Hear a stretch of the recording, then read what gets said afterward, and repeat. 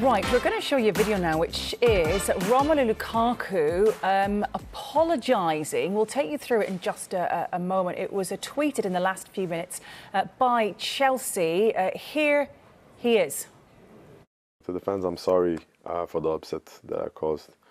You guys know the connection that I have with this club since my teenage years, so you know I totally understand you guys being upset. Obviously, it's up to me now to restore your trust, and I'll do my best, show commitment every day on the training ground and in the games, trying to make sure that we win games. And yeah, also, you know, to the manager, I apologize, and also to my teammates and the board, because you know, I think it was not the right moment also, and you know, I want to move on forward from this and make sure that we start winning football games and then I perform for the team in the best manner. Yeah, so that was Lukaku giving an apology to the board, but mainly to the fans as well, after the comments in an interview to Sky Italia.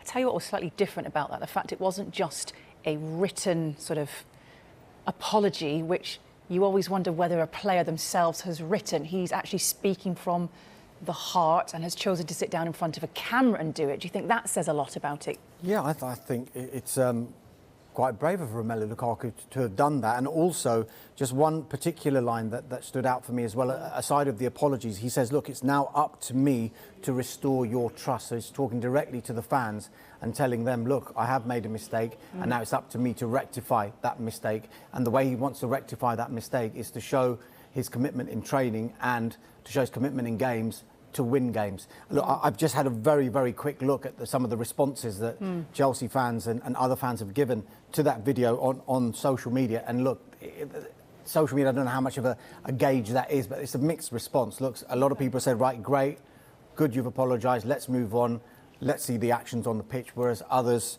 are less forgiving. And of course, we can't repeat some of what people have said.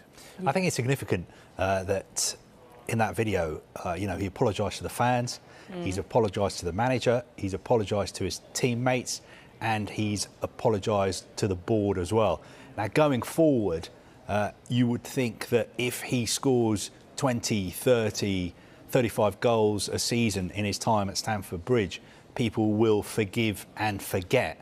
But I know a lot of Chelsea supporters, and yes, when he scores for them now, they're going to celebrate, and he's a Chelsea supporter, and they'll support him. But I don't think he'll ever now go down as being a Chelsea legend.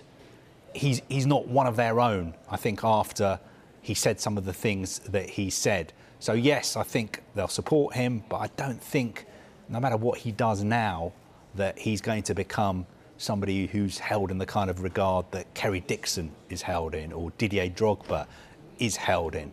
But to be fair to him, he's done exactly the right thing.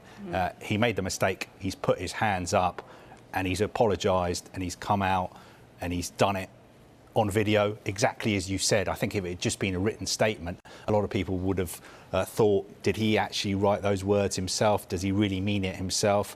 But people can watch the video and judge for themselves. You mentioned Didier Drogba there, though, and he's a bona fide Chelsea legend, but there was a time when we were probably saying the same thing about Didier Drogba following the 2008 Champions League final, when he received a red card against Manchester United for that slap on Nemanja Vidic.